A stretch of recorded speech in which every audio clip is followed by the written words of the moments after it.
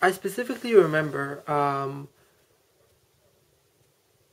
like she would always say, from the half point onward, or maybe even before then, she would always say that I deserve someone better, and like she would always insinuate that, and I thought she meant, in the academic sense, that I was going somewhere in life, and she really wasn't. And I thought it was an academic sense, or like the fact that I have a good future ahead of me and whatnot. Didn't hear from you today. Some word.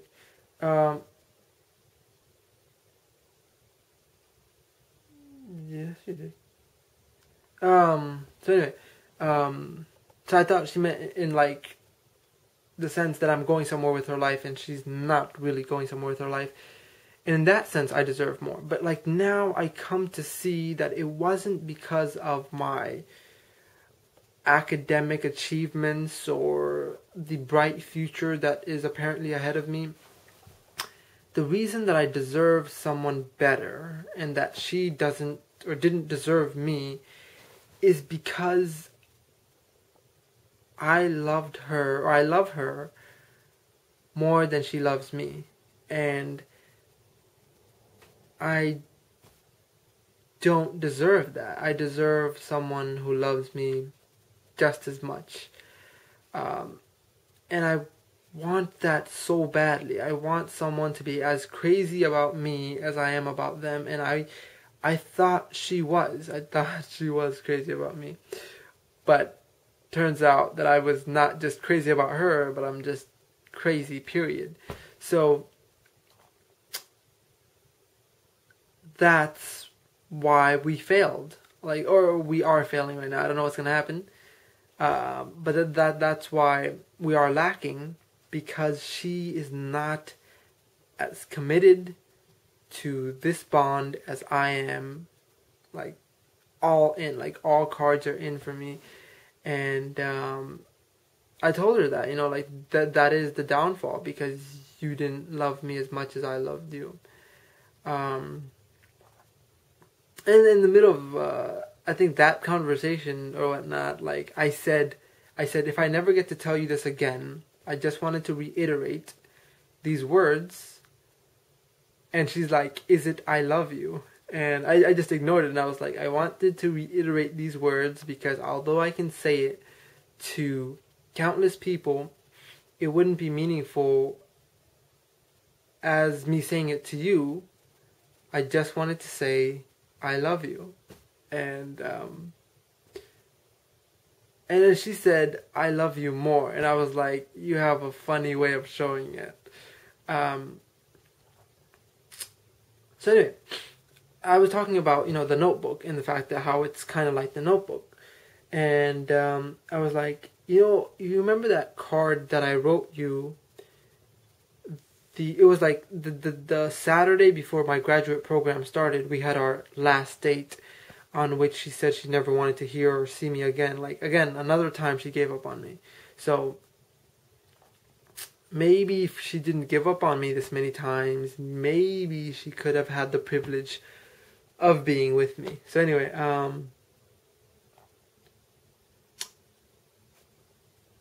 so I was like, do you remember the card I gave you on our last date? Do you, like, I read that often. Do you remember it? And she's like, you spoke of it sometime, but I don't remember it. I don't have it. And I was like, what are you talking about? I gave that to you. I don't have it. You must have it. And she's like, no, I don't remember it. I don't have it or anything. I was like, no, look again. Like, you must have it. And I pulled it up on my computer because I have the text saved. And I started reading it to her. She's like, I don't have that, Sal. And then when she looked in her box of, like, cards and whatnot, she found it, actually. And I read the top paragraph, and I asked her to read the bottom paragraph. And the bottom paragraph of that card, or what was written in that card, is the most elegant thing that I've ever written for her, and it so deeply captures what I felt that day when she said that that was our last date. It's tantamount to capturing fireflies in a jar, like capturing those feelings. You know how they say, words can't express how you feel? Those words accurately captured how I felt. And so I made her read that, or I asked her to read that. She read that, and it made her cry, because she's like, and then after she read it, she's like, you had to make me read it. In the midst of her crying, she said, you had to make me read it. And she called me back a day later, and she's like, when you gave me this card, because when I gave it to her, she read it once, and then I guess she forgot about it. She didn't really realize the words, or have that much meaning behind the words, and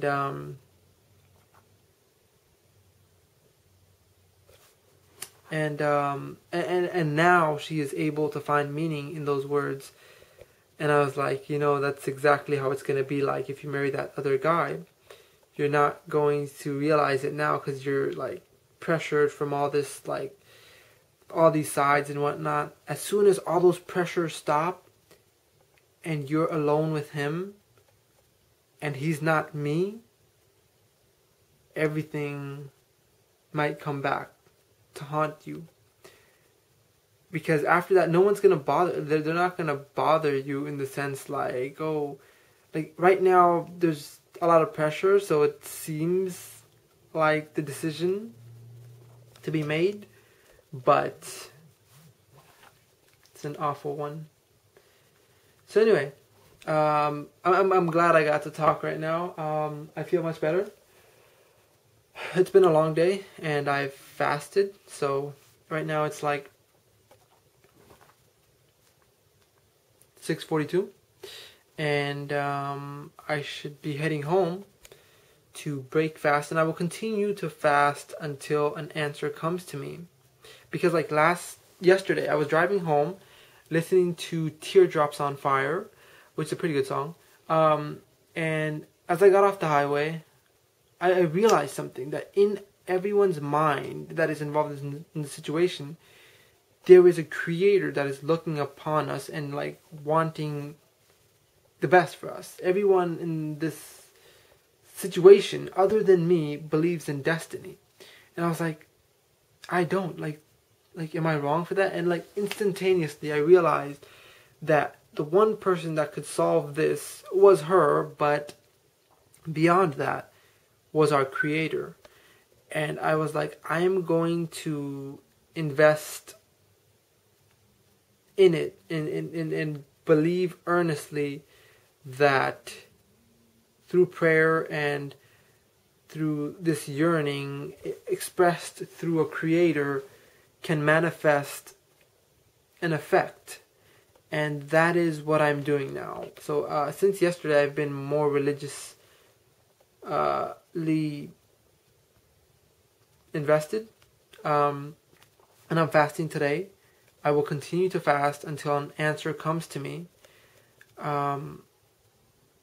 Wish me well. I don't know how many days of fasting it's gonna be. Am I scared? No, because an answer will come, hopefully. And it'll be if I had to fast the next 100 days to be with her, I would do it. Would she do it? I don't know. I kind of suggested to her that, hey, I'm fasting until an answer comes. This is only a suggestion, but if you want, you can join me. No comment. She made no comment to it that. And so basically, show some effort. I don't understand. I crossed so many lines and broke so many fears for her. Just thought she would do the same for me. And if she ever, if you ever ask her, she will tell you that she loves me, a lot.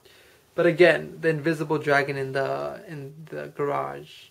If you don't show it, express it, not even to me, how does it matter? Like, I don't understand. Like, only you and your creator knows. So it's like, how effective is that? So anyway, that is my rant. I have a lot of work to do, but right now I feel pretty okay. I don't know why, like lack of food or something like that. But I will continue fasting, and I'm continue to stay on top of this. And although she gave up on me, I have not given up on her. I just wish she would realize that. And maybe she will, just when it's too late. Like, maybe the instantaneous day when it is too late. Just when it's too late. Just in time to realize in the rest of her life.